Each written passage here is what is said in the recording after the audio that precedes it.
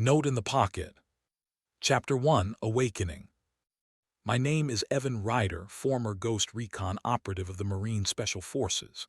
4 deployments to hellholes around the world taught me one thing.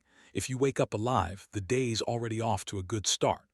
But that morning in a sterile hospital room, I realized someone had desperately wanted me to never wake up at all. My wife Naomi had vanished, leaving behind a cryptic note. In the pocket of my blood-stained jacket, I found another, written in my own handwriting. "She's deceiving you."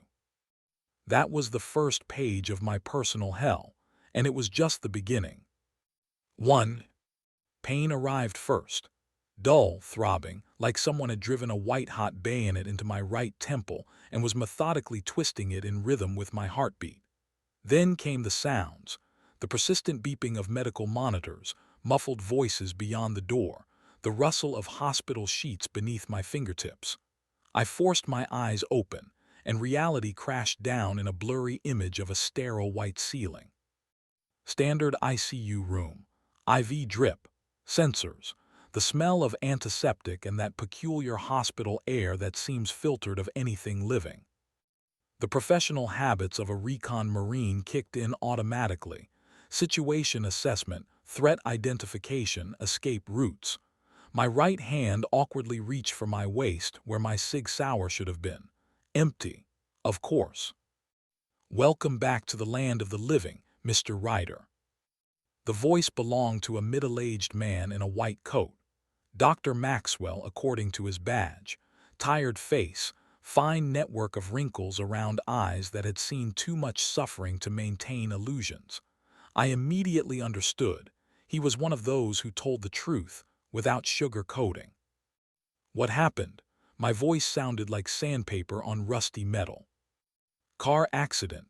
Last night your vehicle went off the road on Highway 19, miraculously avoided a head-on collision with a truck." The doctor checked my pupils with a small flashlight. "Do you remember anything?" I tried to dive into the murky waters of memory, but instead of clear images, only fragments floated there. Dinner with Naomi. When was that? 2 days ago. Then some phone call. After that, nothing. No, last thing I remember is dinner with my wife. Day before yesterday. Maxwell nodded, as if that was exactly what he expected. Retrograde amnesia, common with concussions. Memory might return in a few days or, he paused, some fragments might never come back. In your case, there's a complicating factor, traces of sleeping pills in your bloodstream. Quite a strong dose. Do you regularly take sleeping medication? No. Never. Never. That was the truth. The nightmares that haunted me after returning from my last deployment, I preferred to endure them consciously. Medication was too easy a path. Besides, they dulled reaction time. And for someone who spent 10 years in special forces, dulled reactions meant an open door for death. "Well, that explains your veering off the road. Fell asleep at the wheel. Strange that you don't remember taking the pills." I said nothing, but an internal alarm bell rang at full volume. Sleeping medication in my blood that I hadn't taken. An accident I couldn't remember. A memory gap spanning an entire day. This set of facts had a specific name in military terminology: ambush. The doctor continued his examination, detailing my injuries: concussion, 2 broken ribs, multiple bruises and cuts from shattered glass. Nothing fatal, but enough to put me out of commission for a couple of weeks. I responded in monosyllables, immersed in analyzing the situation. When Maxwell left, I noticed how a nurse in the corridor met his gaze, then looked in my direction with an expression I didn't like. Pity, mixed with something else. Knowledge. People with my experience become hypersensitive to such micro-expressions. They often mean the difference between life and death. Something was wrong here, and I intended to find out exactly what. 2. "Where are my things?" I asked the young nurse who came to check the IV. "In the closet," she pointed to a small hospital cabinet against the wall. "But your clothes, they were bloody and cut by the paramedics. Your family can bring you clean ones." Despite the nurse's protests, I sat up on the bed and slowly lowered my feet to the floor. My head spun, but I ignored it. In Ghost Recon training, we learn to function under much worse conditions. "Mr. Ryder, you shouldn't be getting up." "Just checking my things." My tone left no room for argument. She hesitated, but something in my gaze convinced her not to insist. The military bearing and scars visible beneath my hospital gown also played their part. Some people intuitively sense a predator, even when wounded. In the closet lay a clear plastic bag containing my belongings: a torn leather jacket with dark spots of dried blood, a cut-up t-shirt, jeans with the right leg slit up to the knee, boots caked with mud, wallet, keys, phone with a shattered screen. First, I checked my wallet. Everything intact: driver's license, credit cards, cash, no signs of robbery. I methodically felt every pocket of the jacket. In the inner one, I found what I was looking for: a crumpled piece of paper, folded into quarters. Unfolded it. The note was written in my handwriting, though I had no memory of writing it. "She's deceiving you." I read these words several times, trying to reconstruct the context. She was obviously Naomi, my wife. But what did deceiving mean? Infidelity, or something more serious? The nurse delicately cleared her throat. "You have many get-well cards. People are worried." I shifted my gaze to the bedside table. Indeed, there lay a stack of get-well cards. Someone had already managed to react to my accident. I hid the note back in my jacket pocket and picked up the cards. Most were typical corporate souvenirs with template well-wishes from Naomi's colleagues at the real estate agency. One unsigned, on expensive paper, with a simple "Get well" inside. And separately, a card from Naomi. "Dearest Evan, I'm terribly worried about you, but forced to urgently leave on agency business to an area with no cell service. I'll be back in a few weeks. I know you're in good hands and will recover. Love and kisses, Naomi." I reread my wife's card 3 times, analyzing every word. The alarm bell in my head transformed into a full-blown air raid siren. "Who brought these cards?" I asked the nurse. "Different people. I just started my shift. Ask the night nurse, Sarah Coleman. She was on duty when they brought you in." I nodded and, fighting through the headache, returned to bed. I needed time to think everything through, and to wait for the night shift to talk to this Sarah Coleman. I showed neither the note nor my suspicions to anyone. First rule of survival in Ghost Recon: if you're uncertain about the situation, keep the information to yourself. 3. Trouble sleeping. A quiet female voice pulled me from my contemplation. I opened my eyes. The room was dim, only weak light from the corridor outlining the silhouette of a woman in nurse's uniform. Her badge read, Samantha Coleman. "More like trouble trusting," I replied, studying her face carefully. Medium height, with short dark blonde hair and gray eyes that scanned me with professional detachment. But there was something else in that gaze, a kind of understanding rarely found among civilians. "I see you're not one of those patients who just lies there and recovers," she observed, checking the IV. "And you're not one of those nurses who just does her job and leaves." She smiled slightly, but the smile didn't reach her eyes. "You served, it wasn't a question." "How did you?" "Your scars, characteristic of combat wounds, and the way you scan the room each time you wake up. Subconscious search for threats and exit routes, typical behavior of a veteran with combat experience."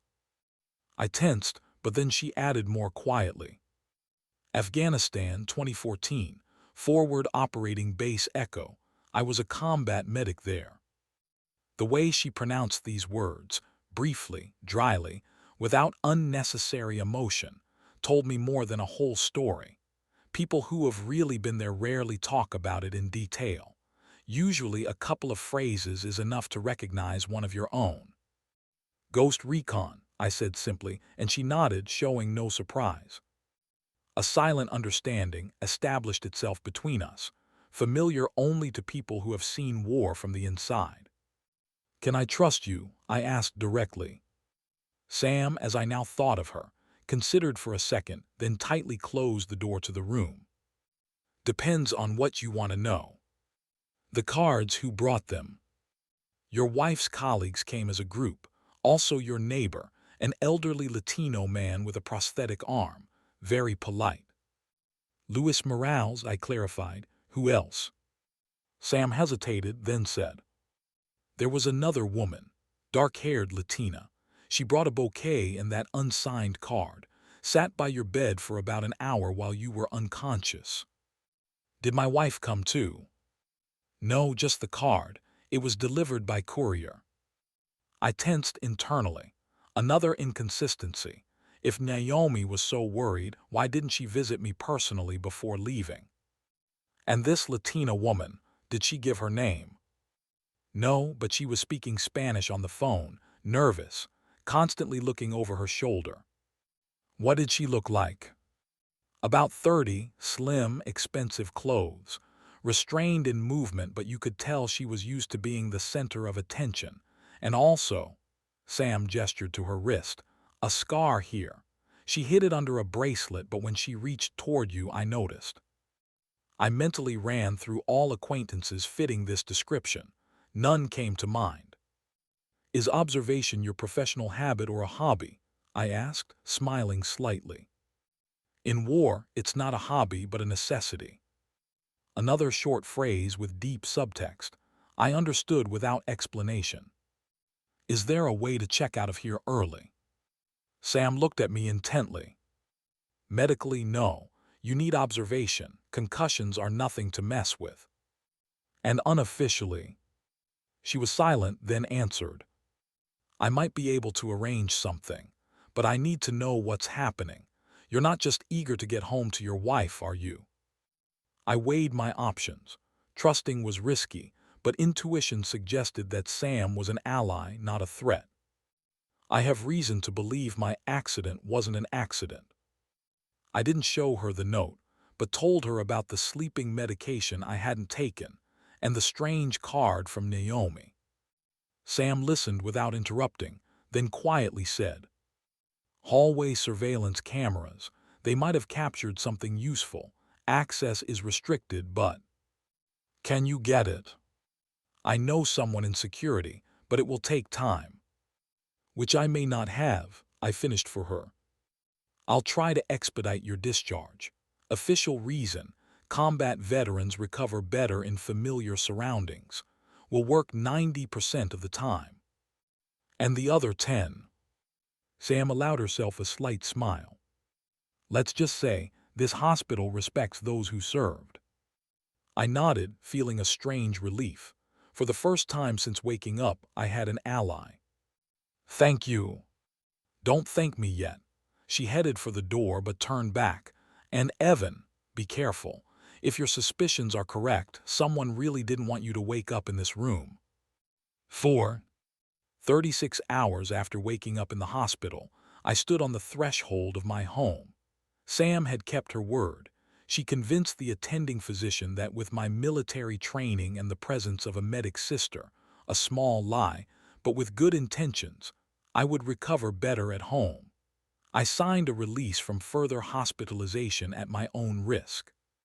Our two-story cliff edge house in Midpoint Bay met me with oppressive silence. I had inherited it from my grandfather 5 years ago, a stone building with a veranda, attached garage, and a large plot of land stretching all the way to the old naval yard. The house was over a century old, but my grandfather had maintained it in perfect condition, and I continued that tradition. I didn't enter immediately. First, I slowly circled the house, studying the tracks on the ground, still damp from recent rain. Too many footprints for a home where only 2 people lived. The front door was locked. Everything looked untouched. But even before I crossed the threshold, internal sensors honed by years as a reconnaissance operative were already screaming in alarm. The house was, not as I had left it, Details, imperceptible to an ordinary person, shouted danger to me. The entry mat was shifted half an inch to the left. The key rack hung at a different angle. Books on the living room shelf stood in a different order. I always arranged them by height, but now military memoirs were mixed between novels. Someone had been here, and that someone had tried to cover their tracks but didn't account for dealing with a person for whom observational skills weren't just an ability, but a matter of life and death. My first instinct was to check the weapons cache. I had 3 hidden storage places in the house. The main one, under a floorboard in the bedroom, where I kept a Beretta M9A3 with spare magazines. I could reach it with my eyes closed. The pistol was in place. I checked the magazine full, racked the slide, engaged the safety, and only then continued a methodical inspection of the house, keeping the weapon ready. Signs of intrusion were everywhere if you knew where to look. In the study, desk drawers weren't fully closed. On the edge of the desk, barely visible dust traces, smudged by someone's hand. The safe looked untouched, but someone had clearly tried to access it.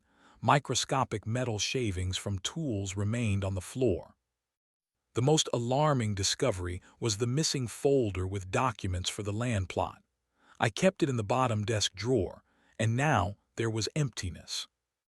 The land, grandfather's land, almost 30 acres stretching to the old naval base. When Naomi and I married 3 years ago, she often said we could profitably sell the plot to developers and move to the city. I always refused. This wasn't just land. It was heritage, the memory of the grandfather who raised me after my parents died. In the corner of the study behind the bookshelf, I discovered a tiny wireless camera. Modern, high-tech, skillfully disguised. I didn't touch it. Whoever installed it shouldn't know I'd discovered the surveillance. In the bedroom, on our family photo with Naomi, I noticed someone else's fingerprints. Using special powder from my second cache, a habit remaining from service, I developed a clear print. Male, large, definitely neither mine nor Naomi's. In the bathroom, on the top shelf stood bottles of sleeping pills that Naomi took for insomnia. I took one, unscrewed the cap and sniffed. The same substance the doctor had found in my blood. Puzzle pieces began fitting together, and the emerging picture was sinister. Someone had drugged me, provoked the accident, then searched the house for land documents. And judging by the note in my pocket, I had suspected something even before the accident. A knock at the door interrupted my thoughts. I cautiously approached the window, keeping the pistol ready. In the yard stood Louis Morales, my 76-year-old neighbor, holding a bottle of whiskey. His left arm, a high-tech prosthesis below the elbow, gleamed in the sunlight. 5. You look like hell, son. Louis Morales surveyed me with the sharp gaze of a military intelligence officer that hadn't lost its edge over decades of civilian life. He entered the living room, handing me a bottle of Maker's Mark. Best medicine for recovery after a meeting with death. I accepted the bottle but set it aside. I needed a clear head. How did you know I was back? Louis smirked, showing perfect dentures. An old intel officer never loses his edge. Besides, he nodded toward the window, I have an excellent view of your driveway. He lowered himself into an armchair with grace surprising for a man his age. I knew his story. Intelligence sergeant in Afghanistan, then work in a private detective agency, security consultant. Retired after his wife's death, but as he said himself, the brain didn't retire along with the body. Strange things happening around your house, Evan, and it didn't start yesterday. I sat across from him, watching the old man carefully. Louis was one of the few people I trusted unconditionally. Military brotherhood doesn't rust. Tell me. He took out his phone and showed me a photo of a black Range Rover parked at my house. Took this 3 days ago around 8 in the evening. Harrison Price's car. Know him. Major developer, builds shopping centers and residential complexes. Met him at Naomi's charity events. That's him, Lewis nodded. Typical business shark with aristocratic pretensions. Tried to buy my house 2 years ago. Offered ridiculous money, and when I refused, suddenly the tax office became interested in my pension. Coincidence, sure. He swiped the phone screen, showing the next photo. A blurry silhouette of a woman in an expensive dress, hurrying through my backyard. And this the next morning, dark-haired Latina, not your wife, that's for sure. The same woman who came to the hospital. The coincidence seemed unlikely. Why were you watching my house at all? I asked, already guessing the answer. Old intelligence habit, Lewis shrugged. When you left on assignment 3 days ago, strange activity started around the house. Unfamiliar cars, people in suits photographing the house and property. I didn't leave on any assignment. Lewis froze, his eyes narrowing. Your wife told all the neighbors you left for 3 days to meet with former comrades. Another lie. I wasn't anywhere, I just couldn't remember the last day before the accident. Lewis took a small device, resembling a key fob, from his pocket. After Afghanistan, I don't fully trust anyone anymore. Installed surveillance cameras around my property. Some of them capture part of your territory too. He pressed a button and a video appeared on the screen. A black Range Rover at my house, part of the license plate visible, 2 men getting out. One tall in an expensive suit with gray at the temples. The second in a police chief's uniform. Harrison Price, commented Lewis.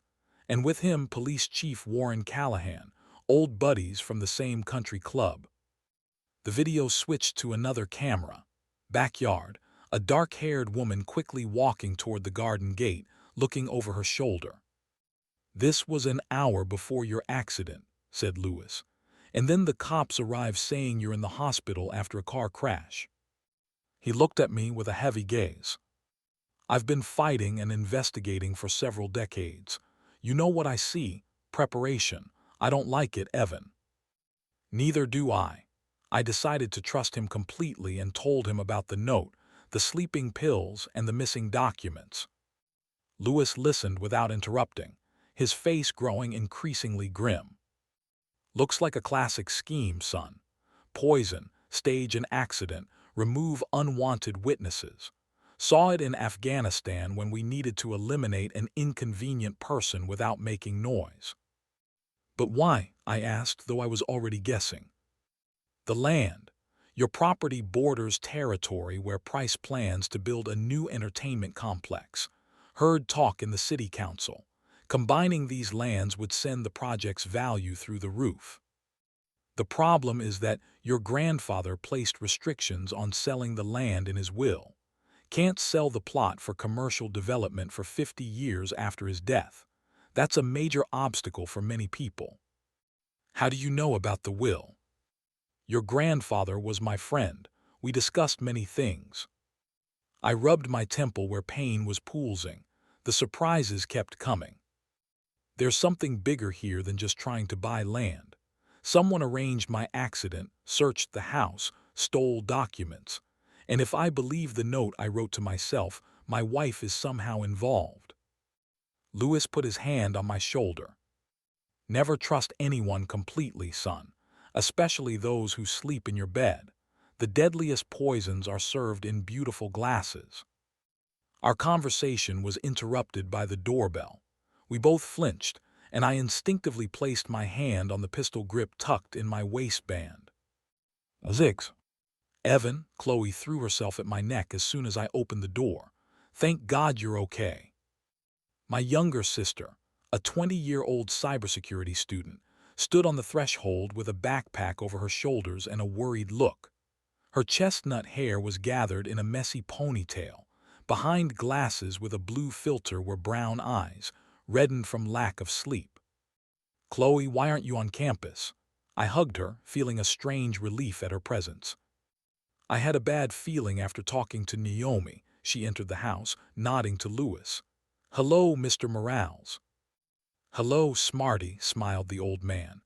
I'll go, leave you two alone. Evan, you know where to find me.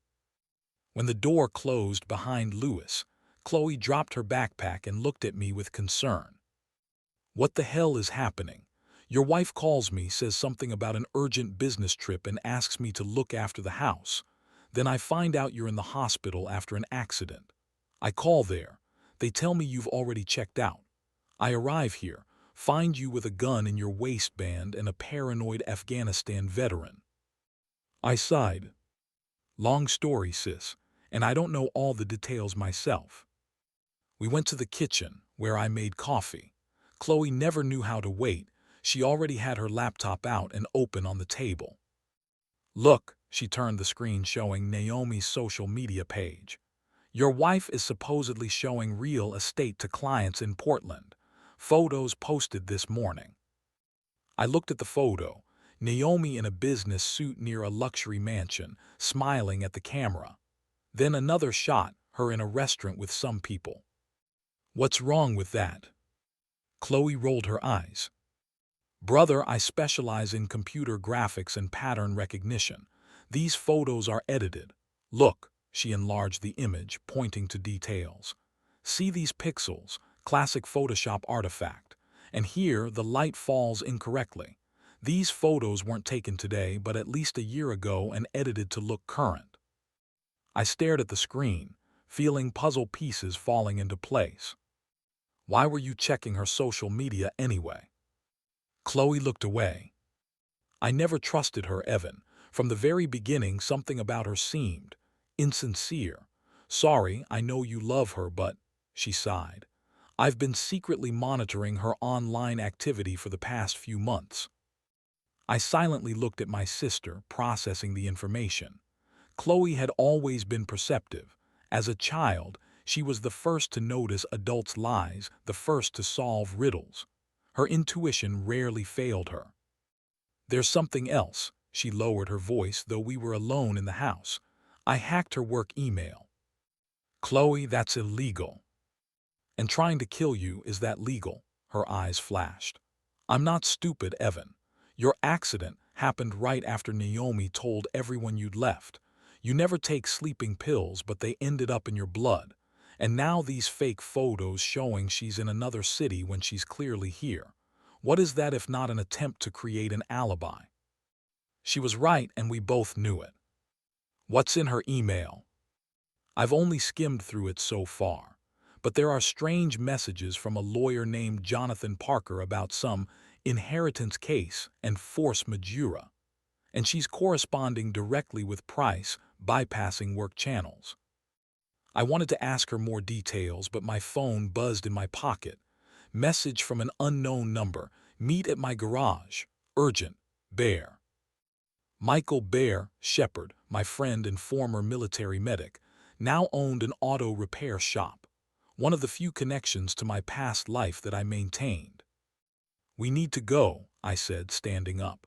Bear found my wrecked car at the municipal lot, and judging by the message, he saw something important. Chloe snapped her laptop shut.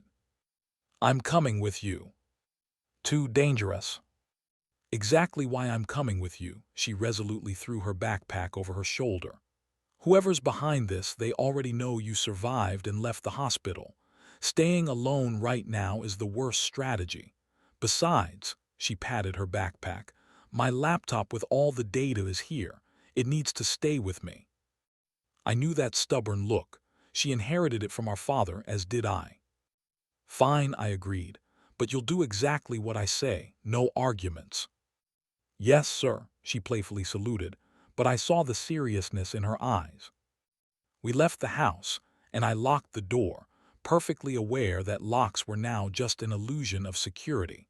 Someone had turned my life into a minefield, and we were only beginning to understand the scope of this conspiracy. The note in my pocket burned through the fabric against my skin. She's deceiving you. Chapter 2, Traces. In 12 years with Ghost Recon, I learned the primary lesson of survival. Traces always remain. A killer covering tracks leaves new ones. A lie hiding truth creates inconsistencies. My wrecked car, now examined by Bear, my old combat buddy, told a story far more sinister than just an accident. Someone had carefully engineered my death. Now I intended to deconstruct their plan piece by piece, lie by lie. And then, whether it was my wife Naomi, developer Price, or someone else, I planned to return the favor, with interest. 1. Beautiful work, Bear whistled, lying on his back under my mangled Ford Escape. His large body barely fit in the space between the concrete floor and the twisted undercarriage. So professional that most experts would have missed it. The broad-shouldered African-American with a shaved head and thick beard rolled out from under the car. Michael Bear, Shepherd, former medic from our unit, now ran an auto shop in the industrial zone. His hands, covered with scars from a grenade he once caught to save 3 wounded men, were stained with engine oil. We were at the municipal impound lot, where they brought cars after serious accidents for examination. Bear had connections here.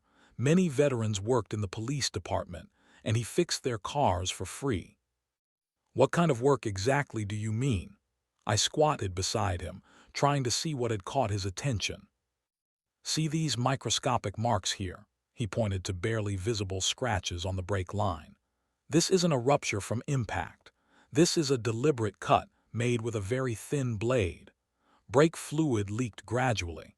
At high speeds, the brakes became increasingly less effective, but you wouldn't notice during normal city driving. Chloe, standing nearby, took several photos on her phone. Typical method, continued Bear. Used when you need to stage a fatal accident. The system fails at a critical moment, the car doesn't make a turn at speed or crashes into an obstacle. Official conclusion, driver lost control. But experts should notice such damage, frowned Chloe. Bear snorted. They should, if they understand mechanics better than average, if they haven't received orders from above not to dig too deep. If the accident is even investigated at all, rather than written off as another inattentive driver. I was silent, analyzing the information. So this really wasn't an accident but a planned assassination attempt. To the sleeping medication in my blood, add a sabotaged brake system. There's something else. Bear opened the glove compartment of my car and extracted an empty package of Ambien sleeping pills. I found this when examining the interior. According to the date on the label, this prescription was issued to Naomi Ryder a month ago. I took the empty box in my hands. These were exactly the pills Naomi took for insomnia. The explanation for the medication in my blood was becoming increasingly obvious, and this obviousness corroded my soul like acid. And lastly, Bear handed me a small object pinched between his thumb and forefinger. Found this under the driver's rubber mat. A platinum cufflink with elegantly engraved initials, H.P. Harrison Price. Too convenient, I remarked. Professionals don't leave such obvious clues. Unless it's a setup within a setup, Bear shrugged. Or someone was in a hurry and made a mistake. Happens even to the best. Chloe photographed the cufflink and sent it to someone from her phone. Send it to a friend in the FBI, she explained in response to my questioning look. He'll confirm if there was professional intervention and can track the source of this cufflink. Such models are custom-made. Somewhere beyond the rows of wrecked cars came the sound of an engine. We all tensed. Bear quickly closed the hood. We have company, he said quietly, nodding toward an approaching police patrol car. 2 officers got out of the car and headed toward us. A young officer with a Jenkins nameplate and an older sergeant with a tired, weathered face. Private property, gentlemen, said Jenkins with a typical police intonation, slightly condescending, slightly threatening. Bear stepped forward, smiling his most disarming smile. Officers, Michael Shepherd, Bear's Auto Repair. I have permission from Lieutenant Ortega to examine the car for the insurance company. My client, he nodded in my direction, wanted to personally assess the damage. The sergeant squinted. Ortega, you say? He clearly knew the name. That's right, you can call him if you want. While they talked, I noticed how young Officer Jenkins secretly photographed the license plate of Bear's truck on his phone. Our gazes met, and he quickly averted his eyes, pretending to check something on the screen. "All right, finish up and leave," the sergeant finally said. "The lot closes in 20 minutes. When the patrol car drove away, Bear turned to me. "We need to go. Jenkins is new, but I know him. He's Callahan's errand boy." "The police chief," clarified Chloe. "The very same," nodded Bear. "And Callahan and Price are old friends, socialize with their families, if information about our visit reaches them." We quickly got into Bear's truck and left the lot. In the rearview mirror, I could see the patrol car slowly following us at a distance. "We've got a tail," I calmly stated. Bear grinned. "Don't worry, I know this town like my scars." He turned onto a side street, then another, weaving through the industrial zone labyrinth. After 10 minutes, we were confident we'd lost the tail. "We'll head to my shop," said Bear. "There's a basement with secure network access, and weapons if needed." I nodded, sharing his concerns. The situation was becoming increasingly dangerous with each new detail we discovered. 2. The basement of Bear's auto shop resembled both an operating room and a bunker simultaneously. Surgical cleanliness of medical instruments neighbored and weapons cabinet and surveillance system monitors. In the military, Michael earned the nickname Bear, not only for his medical skills, but for his ability to fix anything, from human bodies to broken transmitters under enemy fire. "Welcome to my humble shelter," he swept his hand across the spacious room. "Wi-Fi secured, anonymous network access through 3 different servers. You could hack the Pentagon. No one would trace it." Chloe appraisingly surveyed the equipment, then nodded and took out her laptop. "Impressive. You're a paranoid, but the right kind." "In our world, they call those who see a bit further than others paranoid," Bear philosophically remarked, setting up additional monitors for Chloe. While they fussed with the technology, I examined the basement. High-end medical equipment, clearly not from a home goods store. Surgical table, life support systems, cabinet with medications you could hardly buy without a prescription. "Preparing for the apocalypse or moonlighting as an underground surgeon?" I asked half-jokingly, pointing at the equipment. Bear darkened. "After 4 deployments, the habit of being ready for anything gets into your blood. Besides, sometimes guys who can't show up at hospitals stop by. They ask too many questions." I nodded understandingly. Some veterans return from war, but war never leaves them. They exist in perpetual combat readiness mode, sometimes balancing on the edge of the law. "We're ready," announced Chloe, sitting before a row of monitors. I breached the security on Naomi's work email, not the most complex firewall, honestly. Her fingers fluttered over the keyboard with incredible speed. Windows with code opened and closed on the screens, then endless rows of emails. "We need a filter," she muttered, creating search queries. "Looking at correspondence with Harrison Price, Jonathan Parker, and all mentions of land, inheritance, will." Bear and I stood on either side of her, peering at the emails flashing on screen. Suddenly she stopped. "Here, correspondence with Parker 2 weeks ago." An email appeared on screen from Jonathan Parker, a lawyer known for his connections to big business. "Dear Naomi, I have prepared all necessary documents to complete the inheritance case in the coming days. As soon as the mentioned force majeure occurs, you, as the closest relative, will have the right to dispose of all property. We'll only need your presence to sign the papers. I remind you that it's necessary to release the trusted party from obligations by the specified method, otherwise legal obstacles may arise. Regards, J.P." "Force majeure, release from obligations," Bear whistled. "That's practically an admission of murder preparation." "Still not proof," I shook my head. "Any lawyer would say it referred to other legal mechanisms." "Let's look further." Chloe opened the next email. Sent by Parker the same day, but later. P.S. I attached the rezoning plan, approved in closed session. It will take effect 2 weeks after the official announcement. ER's land plot is marked in red.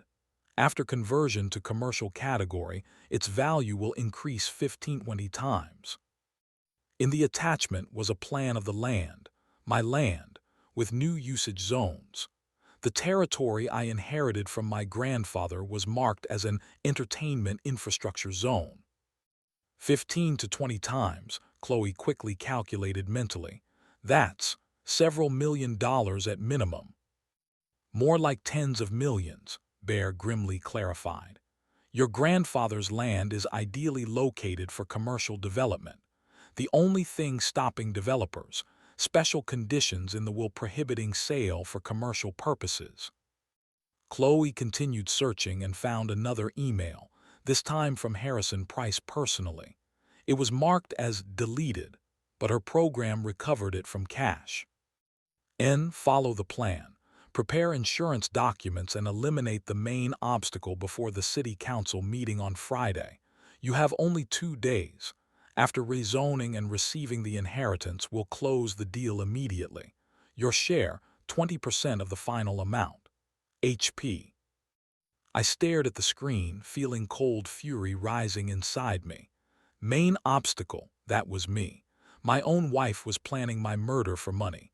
She married me 3 years ago. Was it all just part of a long-term plan? Now everything falls into place, I said quietly. Car accident with fatal outcome. Official cause: fell asleep at the wheel due to sleeping pills. No suspicions, just an ordinary accident. Naomi gets the inheritance as widow, then, according to some forged document prepared by Parker, the land is transferred for commercial development. And Harrison Price gets the land at a favorable price before rezoning, added Bear. Classic scheme of enrichment through insider information. Chloe suddenly straightened. Wait, if they planned your death and you survived, now they're in a dangerous position, especially after we found evidence of their conspiracy. I understood what she was getting at. They'll try again, and possibly now include you in the target list as next in line for inheritance. Bear frowned. We need to act quickly. I have connections. We can arrange a safe house for you out of state. I shook my head. No, fleeing isn't the solution. They'll just find another way, another time. We need irrefutable evidence we can hand to the feds, bypassing local police. My phone vibrated. New message from an unknown number. Evan, it's Diego. We need to talk, urgent. Harry's place in an hour, back table. Diego Ortiz, another former comrade, now worked for a private security company serving the offices of the city's high-ranking officials. We have a meeting, I said, showing the message to Bear and Chloe. Diego might have something important. 3. Harry's Place bar was the perfect location for secret meetings, noisy, smoky, with several exits and no surveillance cameras. Workers from nearby factories gathered here, along with truckers and lonely men looking to pass an evening over a glass of whiskey. No one asked questions, no one remembered faces. Bear and I left Chloe in the car, in case we needed to leave quickly. She armed herself with her laptop and connected to surveillance cameras on the street to monitor the situation. Diego Ortiz waited for us at a far table, hidden from the main hall by a massive wooden partition. A medium-height Latino with a military haircut and a scar through his right eyebrow. He always wore sunglasses, even indoors, hiding the aftereffects of a concussion. Evan, he stood and firmly shook my hand. Glad to see you alive. When I heard about the accident. It wasn't an accident, I interrupted, sitting across from him. I know, he nodded. That's why I called you. I have something interesting. Diego worked for Shield Security, serving the mayor's office and other administrative buildings in the city. His main specialization, installation and maintenance of surveillance systems. After your call, I checked recordings from the mayor's office cameras for the past week. Diego spoke quietly, barely moving his lips, a skill acquired during service in radio electronic intelligence. Look. He placed a phone with an open photo on the table. In it, Naomi in a business suit entered the mayor's office building accompanied by Harrison Price. The timestamp, 22/17, date, yesterday. Officially, the mayor's office closes at 6 in the evening, Diego explained. But some employees stay late, mainly top management. Second photo, Naomi, Price, and a man in an expensive suit whom I didn't know in the mayor's office. They were bent over some documents on the table. That's Jonathan Parker, Diego explained. Well-known land rights attorney, works only with major clients. The third photo was the most interesting. Police Chief Warren Callahan shaking hands with Price, while Naomi stood nearby, smiling. Your wife is definitely not on a business trip, Diego observed. She's in town, and apparently at the center of some scheme involving the most influential people. Is there audio from these meetings? I asked. Fragments. The system in the mayor's office only records sound in certain zones and with variable quality, but there's something. Diego inserted an earpiece for me and played the recording. Through the static, I heard Price's voice. Quick resolution of the problem with the veteran. Money will be transferred tomorrow. Then Parker's voice. Prepared documents for unconditional land transfer. Will take effect immediately after. And finally, the voice of Naomi, my wife, the woman I'd shared a bed with for 3 years. Don't worry, Chief. The problem is solved permanently. Evan won't interfere with our plans anymore. I felt an icy emptiness form in the pit of my stomach. One thing to suspect betrayal, quite another to hear it with your own ears. I'm sorry, brother, Diego said quietly. I nodded silently, fighting emotions. Not the time for them. More important now to maintain a clear head. Anything else? Yes, talk about some warehouse on River Road. They're planning a meeting there tonight at 10. Something connected to final approval of the action plan for Project Rider. I remembered the note from my pocket. Evidently, I'd learned about this meeting even before the accident and planned to be there. Can you get the warehouse layout? Security systems, entrances, exits. Already working on it, nodded Diego. My company has access to the city archive of construction documentation. Bear, who had been silent this whole time, suddenly tensed. We've got company. I carefully turned. At the bar stood Police Chief Warren Callahan in person, a heavy-set man with a red face and thinning gray hair. He slowly sipped whiskey, but his cold gaze was fixed directly on our table. We've been spotted, I said quietly. Time to leave. We rose unhurriedly, paid, and headed for the exit. At that moment, Callahan raised his phone and, looking straight at me, took a photo. Then he demonstratively dialed a number and spoke loudly enough for me to hear. Our patient recovered ahead of schedule, changing the plan. It was an open threat, and a warning. They know I'm alive and they're preparing for new actions. We exited through the back door of the bar, quickly reached the car where an anxious Chloe waited. What happened? She asked, noticing our tense faces. Callahan, Bear replied shortly, starting the engine. He saw us, and judging by everything has already notified the others. Back to the shop, I suggested. We need to prepare for tonight's meeting at the warehouse. And quickly, added Diego, I have a bad feeling. As it turned out 20 minutes later, his feeling was more than justified. 4. The black smoke was visible from afar. We turned the corner and I saw what had previously been Bear's auto shop. Flames shooting from windows, fire trucks with sirens blaring, a crowd of onlookers around. Damn, Bear slammed on the brakes, nearly crashing into the police barricade. We jumped out of the car. Firefighters battled the flames, but it was obvious the shop had been seriously damaged, if not completely destroyed. "Stay away from the line," a policeman shouted at us, but Bear was already pushing through the crowd toward the nearest firefighter. "Michael Shepard, it's my shop. Was anyone inside?" My assistant Randy. "Found one person unconscious by the back door," the firefighter replied. "Took him to Memorial Hospital. He'll live." Bear exhaled with relief. "Randy must have gone to check the shop after my call."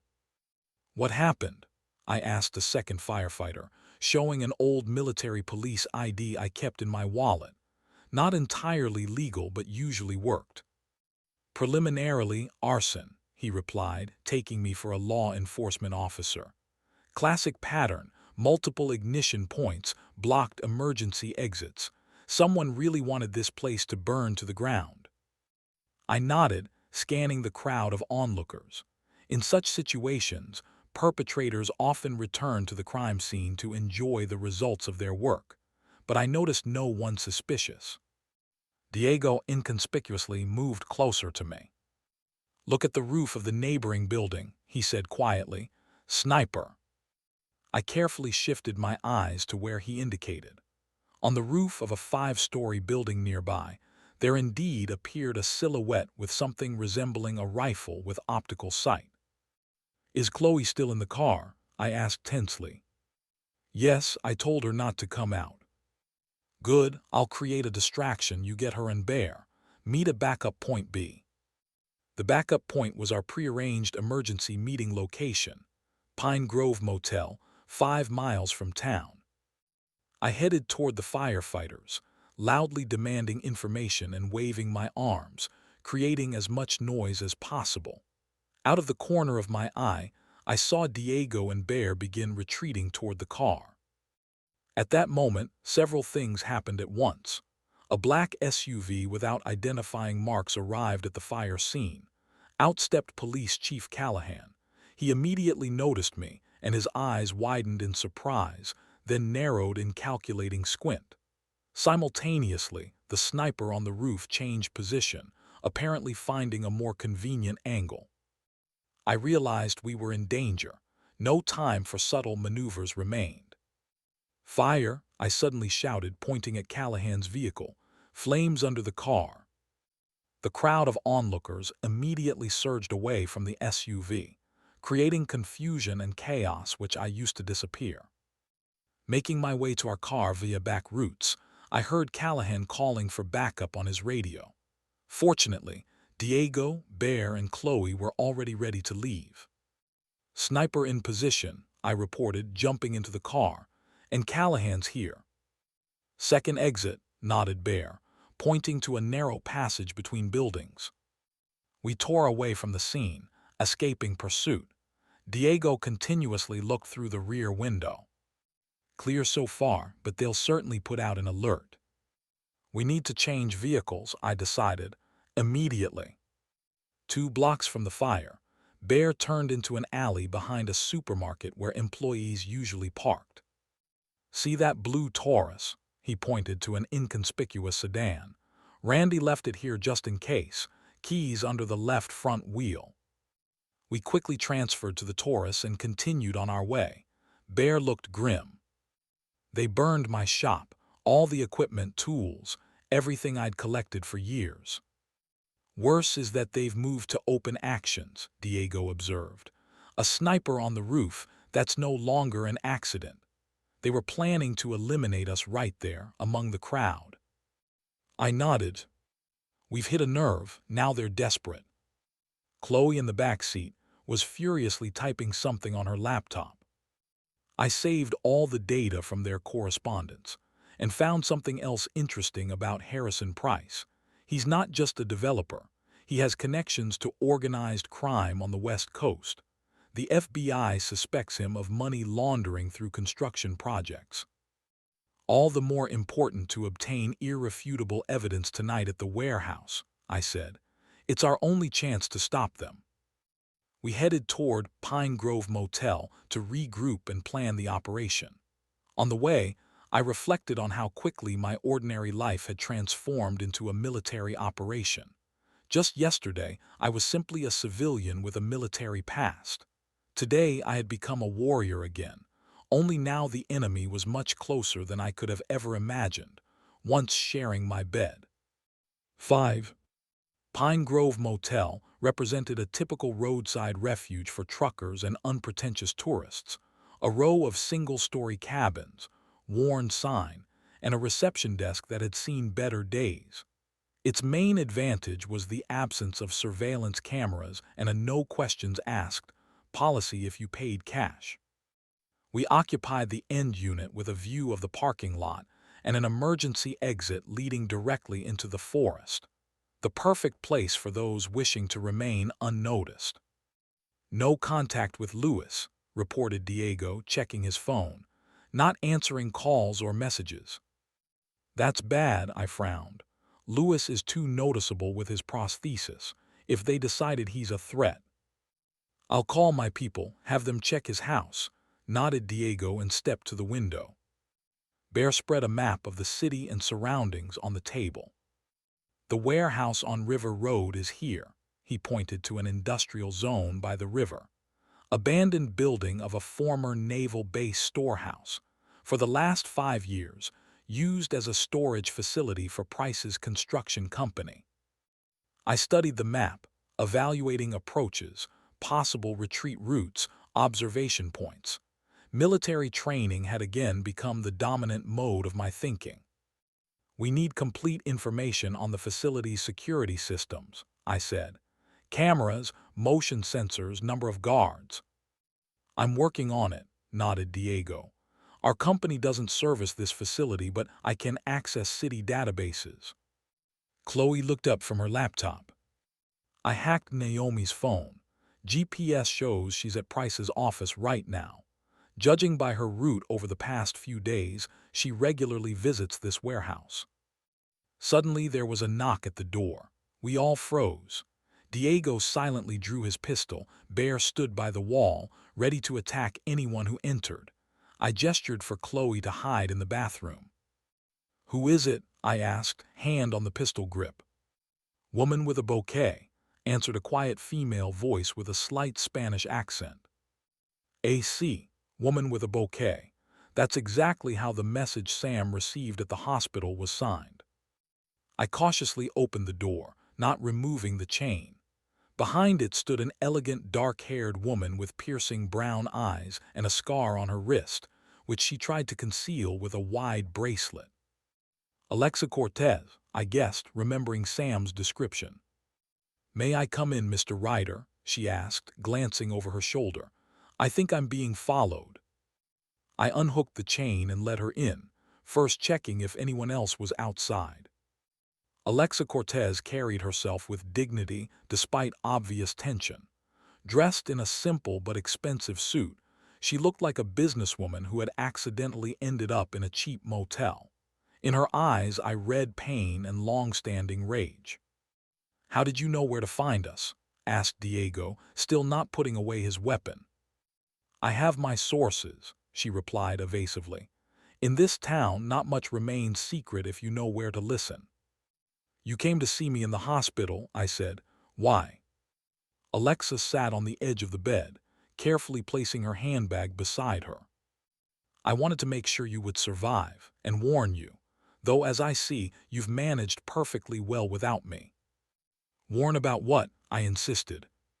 "About your wife and her lover, Harrison Price." She pronounced this name with distinct disgust. "They planned your death, and evidently haven't abandoned those plans." Chloe emerged from the bathroom. "Your Price's former lover?" she asked directly. Alexa raised her eyebrows in surprise. "You're well informed." "My brother nearly died. I gathered all possible data on those who might have an interest in it." Alexa nodded. "Yes, I was with Harrison 3 years ago. He promised a lot, career, future, even a ring. Then your wife appeared," she turned to me, "and suddenly I became a toxic asset. I was discarded like a used napkin. And when I tried to stand up to him, Harrison used his connections to destroy my career as a dancer and actress. I ended up blacklisted at all respectable theaters and studios." "And now you want revenge," I concluded. I want justice. Alexa's slender fingers clenched into a fist, and I'm ready to help you get evidence. She opened her handbag and took out a set of keys. For the warehouse on River Road, the secondary entrance used only by Price and trusted individuals. I was once one of them. I took the keys, examining them. Why should we trust you?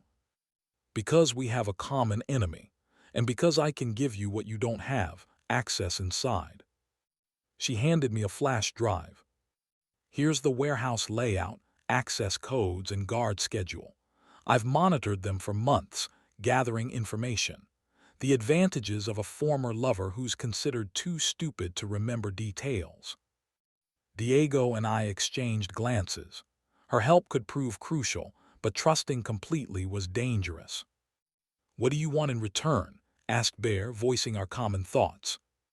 Alexa raised her eyes to him, with icy determination frozen in them. I want to see his face when he loses everything, just as he saw mine. I want to be there when his empire built on lies and others' lives collapses. This woman harbored a dangerous mix of passion and calculation. I understood she could be either a valuable ally or an unpredictable risk factor. Tonight at 10:00 p.m. a meeting will take place at the warehouse, she said. Everyone will be there, Price, your wife, Chief Callahan, and Lawyer Parker. They're going to approve the final action plan after your, she paused, failed accident. How do you know this? I asked. I planted a bug in Price's office, she answered simply, and in his bedroom. He tells a lot after intimacy, especially to new lovers he wants to impress. Her frankness was disarming, but I still wasn't sure of her motives. What's stopping you from calling Price right now and telling him we know about the meeting? Alexa smiled bitterly. If I wanted to do that, the sheriff's SWAT team would already be greeting you at the motel entrance.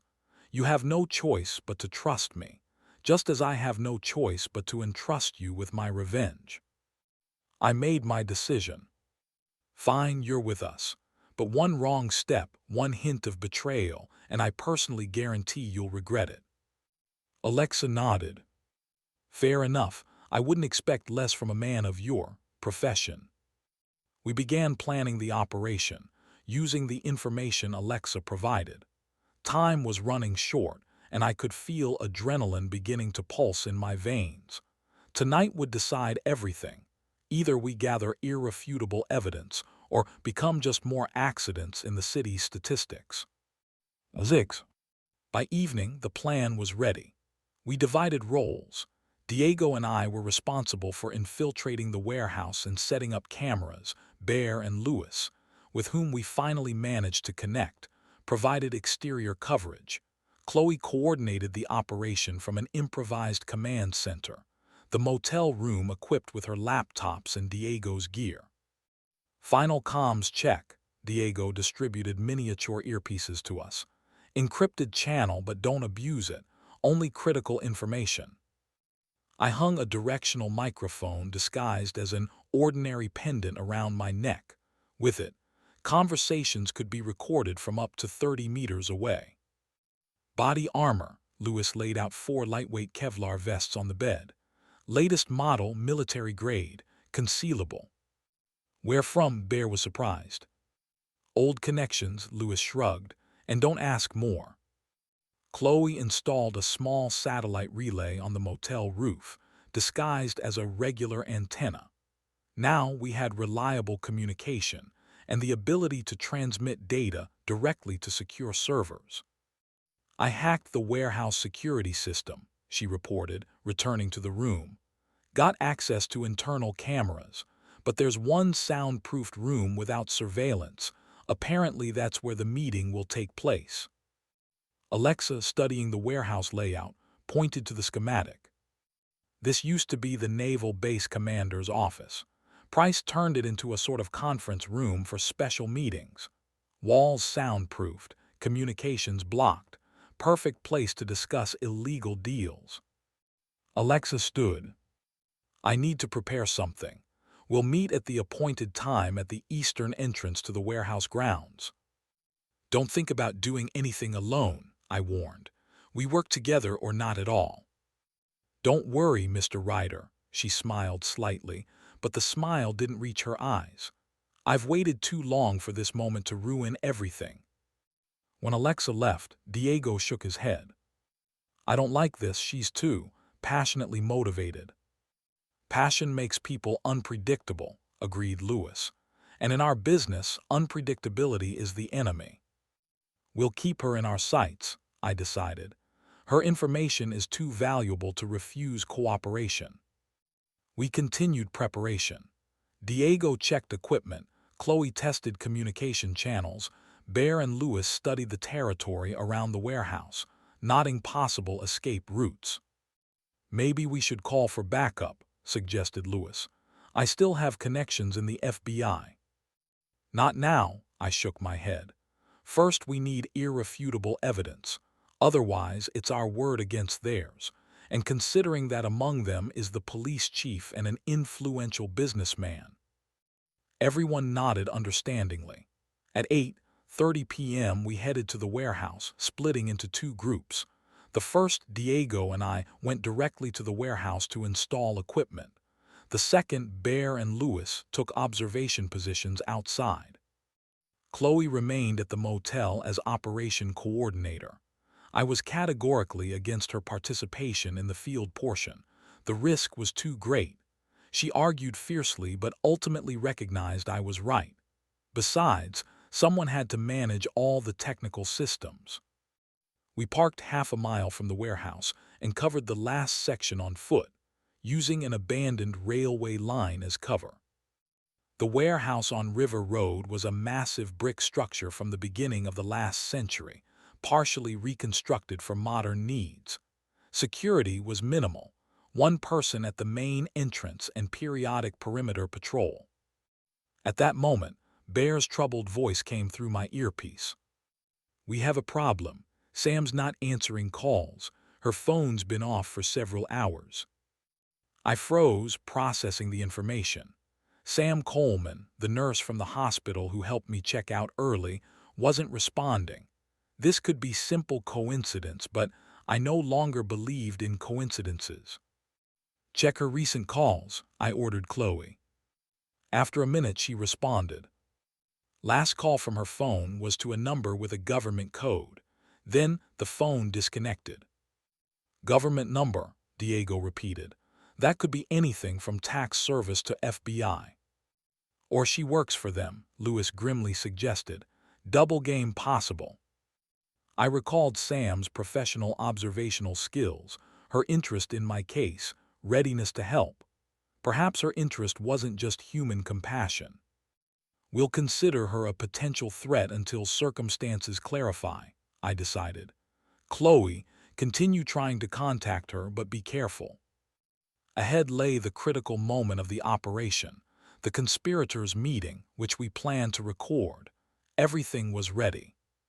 Chapter 3, Confrontation. In Ghost Recon, they taught us the most important principle.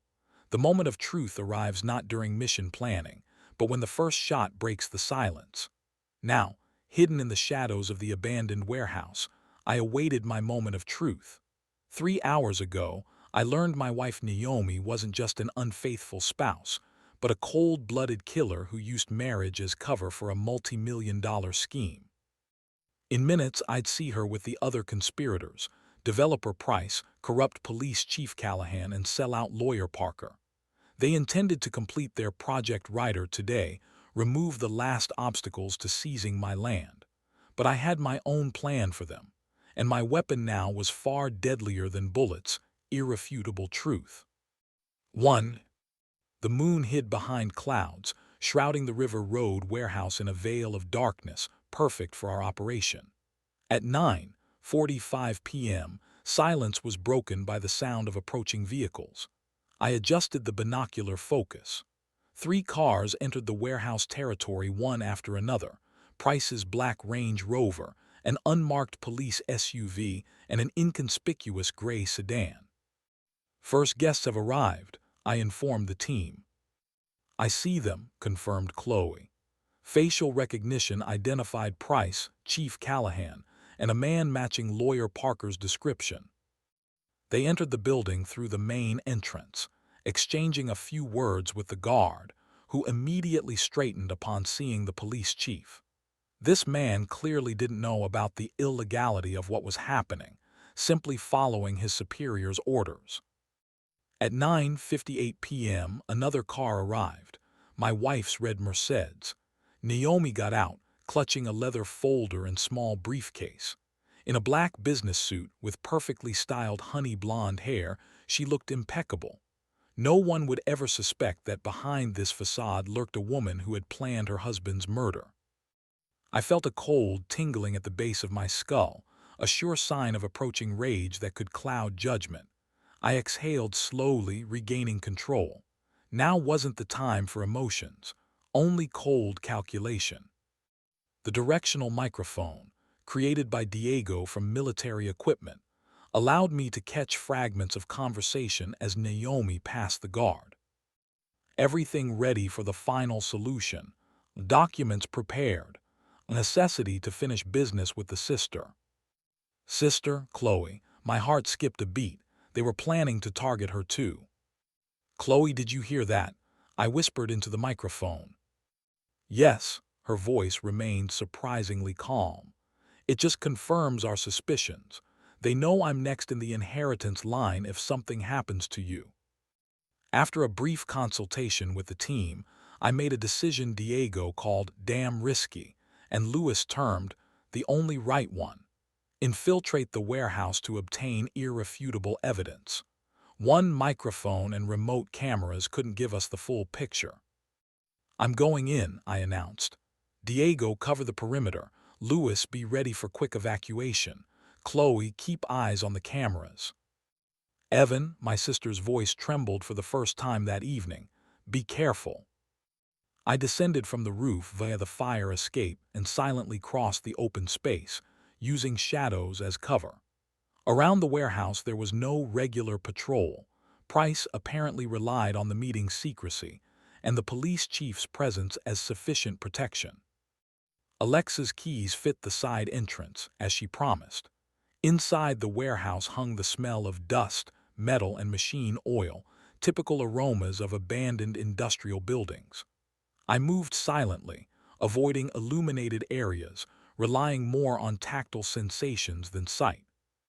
The conference room where the meeting was taking place was in the central part of the warehouse. The direct path was too risky, so I chose the roundabout route through ventilation shafts, as originally planned. 2. Entering the ventilation shaft through a technical compartment, I slowly advanced above the warehouse premises. Military training made each movement economical and silent, despite the confined space. In my earpiece, Chloe periodically reported on the positions of guards and conspirators. They're all in the conference room, she whispered. Cameras in the corridor show the path is clear, but be careful. One of the guards just received some message on his radio and looks concerned. I reached the section above the conference room, then carefully removed the ventilation grate, opening a view to the room below. 5 people were positioned around a long table of dark wood.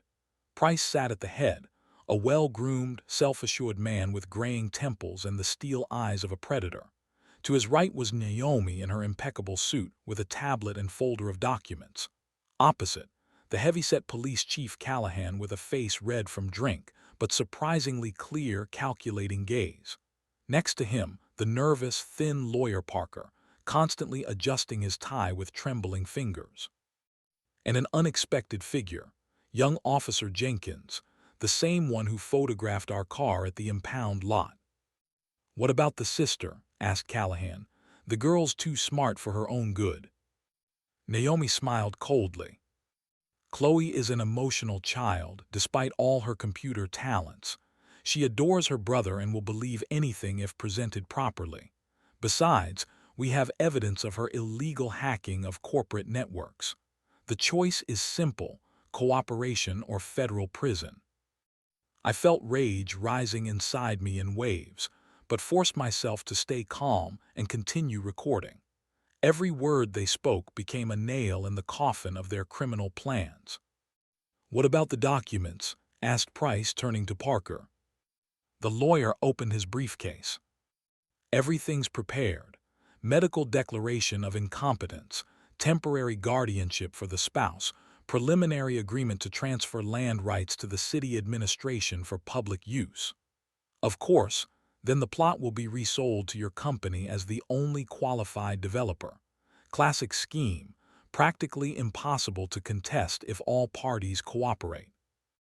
"And they will cooperate," Chief Callahan slapped his palm on the table. "I personally guarantee that." Price nodded with satisfaction and turned to Naomi. "Excellent work, darling. You've exceeded my expectations." Naomi smiled, and in that smile was nothing of the woman I thought was my wife. "It wasn't difficult. Evan is so immersed in his military memories and complexes that he couldn't see beyond his own nose. Good, honest guy," she smirked. "Those are always the easiest targets." "How was he in bed?" Callahan asked with a vulgar grin. "Worth it for the millions." "Chief," Price cut him off sharply, "let's maintain professionalism." But Naomi just laughed, cold and calculating. "Let's just say his talents lie in other areas. Fortunately, I had a more qualified partner for satisfying certain needs." She glanced meaningfully at Price. "So today we sign all the documents." Price returned the conversation to business. "Tomorrow we begin implementing Phase 2. Naomi officially reports her husband's strange behavior, requests medical examination. With help from our friends in the medical community, we get the necessary conclusion. Then temporary guardianship, transfer of land rights, approval of the new master plan, and deal done." "What about Ryder?" asked Jenkins, entering the conversation for the first time. "He's a former Special Forces operative. Won't be easy to put him in a psychiatric ward." "He won't live to see court," Callahan ruthlessly cut him off. "Unfortunate detention, armed resistance. Common occurrence for a veteran with PTSD." They discussed my murder so casually, as if talking about the weather forecast. I clenched my fists so tightly that my nails dug into my palms, drawing blood. All these people knew me. Naomi shared my bed. Callahan shook my hand at charity events. And now they coldly planned my death for money. At that moment, something happened that none of us expected. Events took an uncontrollable turn, forever changing our fates. 3. The conference room doors burst open with a crash. On the threshold stood Alexa Cortez, holding a gun. Her eyes burned with fury, fingers on the trigger noticeably trembling. "Hello, Harrison," she said with dangerous calm.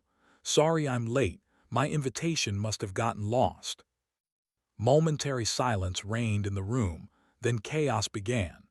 Chief Callahan instinctively reached for his holster, but froze when Alexa aimed the pistol directly at his face. "Don't even think about it," she hissed. "I'd gladly start with you." Price slowly rose, maintaining the appearance of composure, though I noticed how his fingers whitened, gripping the edge of the table. "Alexa," he stretched his lips in a false smile. "What a pleasant surprise. Are you still upset about our little misunderstanding?" "Misunderstanding?" Her laugh resembled the sound of breaking glass. "You destroyed my career, my life, made me a persona non grata in every dance studio on the West Coast, and all for what? Because I found out about your dirty dealings, or because you got tired of me like an old toy?" Lawyer Parker, at the first sounds of conflict, simply fainted, sliding under the table. And Naomi, my cold-blooded wife, used the moment to grab the briefcase with documents and dash for the emergency exit at the far end of the room. In my earpiece came Chloe's alarmed voice. "Evan, everything's off plan. Diego says he sees movement from the main entrance, possibly reinforcements." I understood our cover was blown. The time for subtle maneuvers had ended. Placing my hand on the pistol grip, I made my decision. "Everyone prepare. I'm making contact." and I jumped from the ventilation opening, landing right in front of Chief Callahan just as he finally extracted his weapon from the holster. With one lightning-fast movement, honed by years of training, I knocked the pistol from his hand and delivered a strike to the solar plexus, incapacitating him for several critical seconds. "Everyone stay put," I commanded, aiming my pistol at Price. "This is a citizen's arrest. We have all the evidence of your conspiracy to commit murder." Price maintained remarkable composure. "Mr. Ryder, what a surprise. I must admit, I underestimated you. But you realize the word of the county police chief against the word of a man with obvious signs of mental disorder." "Shut up," Alexa cut him off, still holding her weapon at the ready. "Every word of yours is being recorded. Already recorded is everything said in this room for the past 20 minutes. This was true. Officer Jenkins, young and clearly not prepared for such a turn of events, looked confusedly from me to the chief. "Sir, what's happening? Is this true?" Callahan, having regained his breath, rasped. "Idiot, arrest him. That's assault on a police officer." I lunged after him, but Callahan grabbed my leg and we both fell to the floor. A short, fierce struggle ensued. Despite his age and bulk, the chief proved a surprisingly strong opponent. In my earpiece came Chloe's panicked voice. "Evan, some people, I think they've spotted me." "Damn," I thought, fending off Callahan. "They found our command center. Chloe was in danger." "Leave immediately," I shouted. "Meet at backup point B." "But the data." "Forget the data, go now." I finally managed to neutralize the chief with a precise blow to the jaw, rushed to the exit, but in the corridor heard a scream. A woman's scream that froze the blood in my veins. Chloe, my sister, she wasn't at the motel. She was here. 4. I raced through the warehouse corridors toward the sound of my sister's voice, cursing her stubbornness and simultaneously fearing I'd be too late. Why hadn't she stayed in a safe place? Why risk coming right here? At the far end of the warehouse, where containers with equipment were stored, I saw them. Naomi, who had disappeared earlier with the documents, held Chloe at gunpoint with my own backup pistol, which had always been kept in our bedroom. "Evan," in my sister's voice was not so much panic as anger at herself for getting caught. "I just wanted to warn you that police cars are heading to the warehouse." "How touching," Naomi said venomously. "Family love, always considered it your greatest weakness." I slowly approached, keeping my hands visible. "Let her go, Naomi, she's innocent." "Oh, she's very guilty," my wife objected. "Constantly sticking her nose where it doesn't belong, hacking my email, monitoring me. Little know-it-all with a superiority complex." "That's not true," I said calmly, taking another step. "She was just trying to protect her brother, just as I've always protected her." Naomi studied me with a cold, calculating gaze. "You know, Evan, this is all a misunderstanding. Simple miscommunication. You've only heard one side of the story." Her voice suddenly became soft, almost intimate, the same tone she used with me in our bedroom in moments of closeness. "Price was blackmailing me, threatened to reveal something from my past if I didn't cooperate. I was just trying to buy time, protect us both." I forced myself not to react to this obvious lie. 3 years beside her had taught me to recognize her manipulations. "It's all a misunderstanding, you've been used against me," she continued, taking a step in my direction but not lowering the weapon. "We can still be together, start fresh." I saw a familiar gleam in her eyes, the same that appeared when she thought her manipulation had worked. "I heard everything, Naomi," I said quietly. "Every word of yours in the conference room, about how you planned my death, how you called me an easy target, how you laughed at our marriage." The mask of sympathy and love slid from her face, revealing her true essence, a cold, calculating predator. "Well, worth a try," she shrugged and aimed at Chloe again. "In that case, We'll have to implement Plan B. Dear husband in a fit of paranoia kills his own sister, then dies during arrest. Tragic story of psychological trauma and PTSD. Release the girl, Naomi. Game over. A new voice made us all turn. In the doorway stood Sam Coleman, the hospital nurse, but now she held a gun and a police badge. Agent Samantha Coleman, FBI. You're under arrest for conspiracy to commit murder, fraud, and corruption. I momentarily lost the power of speech. Sam, an undercover FBI agent. That explained a lot. Her observational skills, precise questions, willingness to help me check out early. Sam, I exhaled, still not believing. Sorry for the masquerade, Evan, she smiled slightly, not taking her eyes off Naomi. I've been investigating corruption in this city for over a year. Price and his connections to organized crime are just the tip of the iceberg. Naomi laughed, but there was nervousness in that laugh. How sweet. Reinforcements arrived. Well, allow me to ask, Agent, where's your warrant? Where's your official backup? You decided to storm private property alone based on some suspicions. I have enough evidence to arrest all of you, Sam replied calmly, and backup is already on the way. Naomi looked almost disappointed. I'm afraid that will be too late for you, Agent. And in the next moment, she did something none of us expected, sharply lunged at Sam with a knife extracted from her sleeve. The blade flashed in the half-darkness, aiming for the neck. Sam reacted instantly, evading the deadly strike. The knife merely grazed her shoulder, cutting the fabric of her uniform and leaving a bloody stripe. A fierce battle ensued. The two women fought with a ferocity that might have surprised me if I didn't know them both. Naomi moved with unexpected mastery for a society lady, revealing special training. Sam countered with Army hand-to-hand combat skills that aren't forgotten even years later. I rushed to Chloe, pulling her aside from the fight. You should have stayed in a safe place. 3 men in black tried to grab me. Lewis distracted them so I could escape. Lewis, mentally I thanked the old veteran. He saved another life. A loud cry drew my attention back to the battle. Naomi, despite a gunshot wound she received when Sam managed to fire, had pinned the agent to the floor and raised the knife for a fatal strike. I lunged forward, but knew I wouldn't intercept my wife's hand in time. The shot rang deafeningly in the enclosed space.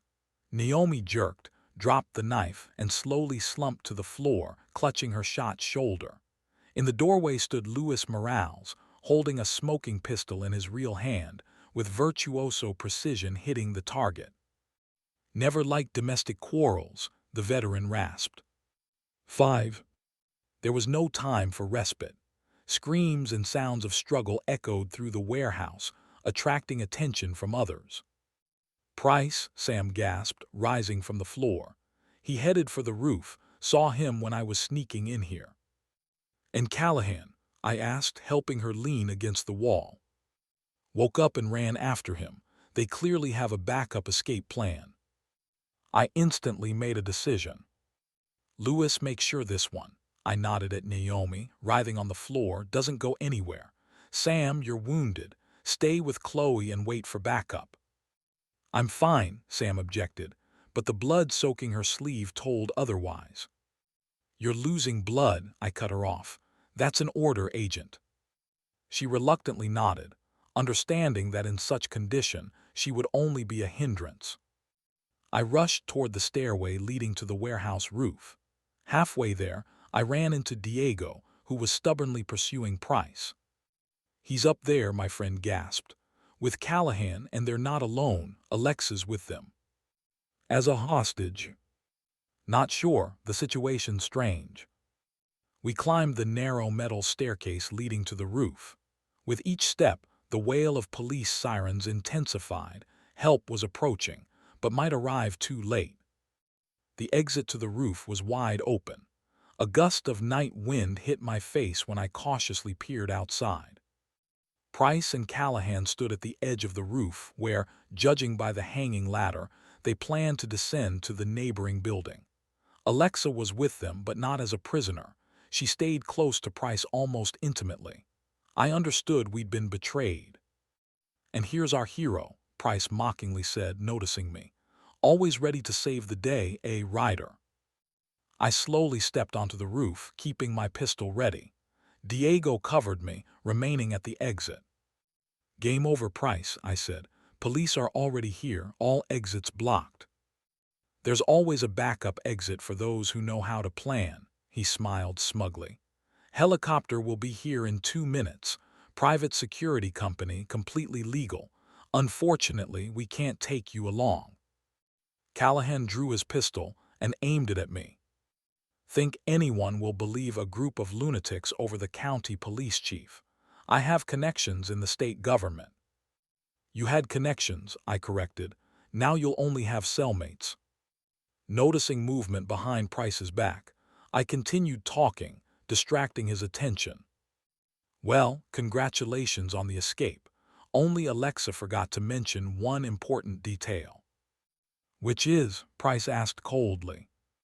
"She planted bugs in your office, and in your bedroom." I allowed myself a slight smile. Amazing how many secrets can be learned in intimate moments. Price sharply turned to Alexa, and at that moment Chloe, whom I'd spotted sneaking in the shadows, lunged forward, knocking the pistol from Callahan's hand. Simultaneously, Diego attacked the chief from behind, bringing him down onto the roof. "You," growled Price, looking at Alexa with fury. "You betrayed us." "I didn't betray anyone, Harrison," she smiled with bitter irony. "Changing sides when the ship is sinking isn't betrayal but common sense. You taught me that yourself." Price, with surprising speed for a businessman, drew a knife and rushed at me. I barely managed to dodge, feeling the blade slide within millimeters of my face. A vicious fight began. The developer proved an unexpectedly strong opponent with evident martial arts skills. Each strike was precise and calculated, revealing professional training. We circled around the roof, exchanging blows. Out of the corner of my eye, I saw Diego and Chloe struggling with Callahan, while Alexa retreated to the edge of the roof, observing the battle with an unreadable expression.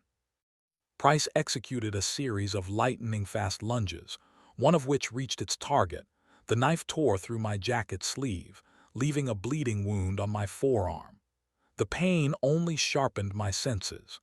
Ghost recon training included special techniques allowing pain to be used as a stimulant, not a hindrance. My counterattack was swift.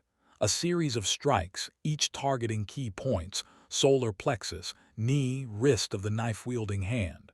Price parried the first two, but the third reached its target. The knife clattered onto the concrete surface of the roof. Price retreated to the very edge, clutching his injured hand. "You don't understand who you're dealing with, Ryder," he hissed. "Behind me are people who can erase you to dust with one phone call. Those people will be the first to turn away from you when all your dirt surfaces," I replied, slowly approaching. "That's always the case with rats abandoning a sinking ship." A growl of impotent rage escaped Price's throat, and he lunged at me in a final desperate attack. I met him with a short, precise blow to the solar plexus, throwing the developer to the very edge of the roof. At that moment, an unexpected gust of wind, or perhaps his own clumsiness due to injury, played a fatal role. Price lost balance, and with an expression of shock on his face, began falling from the 5-story height. I lunged forward, managing to grab him by the collar of his expensive jacket. My fingers closed on the fabric, holding him over the abyss. One movement, and the man who destroyed my life, who planned my death, would cease to exist. And no one could blame me. It would all look like an accident during the struggle. Our eyes met. In his gaze I read animal terror and understanding of the situation. My hand was the only thing separating him from death, and we both knew it. "Go ahead, Ryder," he rasped. "Do it. You want to?" I would do it without a second thought. I looked into the eyes of the man who had nearly destroyed everything I loved, who bought my wife, devastated my life, threatened my sister, and I made a decision that determined not his fate but my own. "I'm not you," I said, and with one sharp movement pulled him back onto the roof, where I immediately twisted his arms behind his back. "And I never will be." Zix. The River Road warehouse transformed into a hive of activity. Police cars with flashing lights surrounded the territory. Plainclothes agents bustled through corridors, collecting evidence. The Federal Bureau of Investigation took the case under its control, removing local police due to the chief's involvement. I sat on the back steps of an ambulance, allowing a paramedic to treat the cut on my forearm, when Sam approached, accompanied by a tall man in a sharp suit. "Evan, this is Special Agent Hartman," she introduced. "He's leading the operation." The agent shook my hand. "Impressive work, Mr. Ryder. Agent Coleman told me how you gathered evidence. The recordings from your cameras and microphones give us irrefutable evidence against all conspiracy participants." "I was just protecting my family," I replied. "What will happen to them?" "Preliminary charges include attempted murder, fraud on a grand scale, corruption and obstruction of justice. Under the weight of evidence, Parker has already begun cooperating, hopping for a reduced sentence. He's telling interesting things about Price's financial machinations, connections to organized crime, and a years-long corruption scheme in the city administration." Sam smiled slightly. "That's just the tip of the iceberg. We've been investigating Price for over a year. Your case became a key piece of the puzzle." "And Naomi?" I asked the question that had been haunting me. "Under guard at the hospital," Sam answered. "As soon as doctors give clearance, she'll be transferred to federal prison until trial. Given the severity of charges and quantity of evidence, she's looking at a minimum of 25 years. I nodded, feeling a strange emptiness inside. 3 years of marriage, which turned out to be a lie from first to last day. Chloe came over and sat beside me, leaning against my shoulder as she did in childhood. "Are you okay?" "I will be," I replied, hugging my sister, "once all this settles." Diego and Louis were finishing giving statements to FBI agents. Bear, who arrived immediately after the operation ended, was helping paramedics with the injured. Suddenly Chloe nudged me with her elbow. "Look." 2 agents were escorting Naomi to a police van. Despite the handcuffs and shoulder bandage, she carried herself with icy dignity, as if heading to a social reception rather than federal prison. Noticing me, she stopped. "May I speak with my husband?" she asked the escorting agents. They looked at me. I nodded and stood, approaching her. "Well, Evan," her voice sounded almost tender, "looks like you won. Congratulations." "This wasn't a game, Naomi. For you know," she smiled, that fake smile which I had now learned so well to recognize. "But don't 3 years together mean anything? I know you still love me, even after everything." I looked at the woman I had thought was my wife, trying to see anything genuine in her. But I saw only a perfectly calibrated mask, behind which lurked emptiness. Louis inconspicuously approached from behind and silently handed me his tablet. On screen was a video recording, Naomi and Price in a car, judging by the date, the day before my accident. "Everything ready?" Price asked. "Absolutely. Sleeping pills in his whiskey breaks cut. By morning you'll be kissing a widow, not a mistress," Naomi laughed. "Don't you feel sorry, 3 years after all?" "Evan," she snorted. "It's like putting down an old dog, sad but necessary." I showed the screen to Naomi. Her face didn't change for a second, only in her eyes flashed annoyance at losing. "Sometimes truth is the best medicine for illusions," Louis said quietly, taking back the tablet. "Come on, son, nothing more to do here." "See you in court," I said to Naomi and turned to leave. "You'll regret this, Evan." Her voice lost control for the first time, revealing her true nature. "No one wins against me and lives to tell about it." I didn't turn back, leaving her threats unanswered. Some battles are won simply by walking away. Alexa Cortez, surprisingly avoiding arrest thanks to cooperation with the FBI, as it turned out, she had been providing them information about Price for several months, approached me. Not the revenge I wanted, she admitted. But perhaps this is even better. He'll lose everything: money, connections, freedom. For someone like Price, that's worse than death. Real justice isn't what we do in anger, I replied, but what withstands the test of time. She nodded thoughtfully. Wise words. Well, goodbye, Mr. Ryder. I hope you find peace after all this. 6 months later, I stood amid Bear's rebuilt auto shop, helping install new equipment. The trials of Naomi, Price, Callahan, and Parker had concluded with guilty verdicts. The corruption connections uncovered during the investigation led to a massive cleanup in the city administration and police department. Chloe, inspired by the events, transferred to law school. Too many people can't defend themselves, she explained her decision. I want to help those like we were 6 months ago, people facing off against the system. Louis Morales, living across the road, became practically family. We often had dinner together, and his stories from Afghanistan unexpectedly resonated with my own experience. Diego expanded his security company, winning a contract to modernize security systems for city institutions. The new administration made security a priority.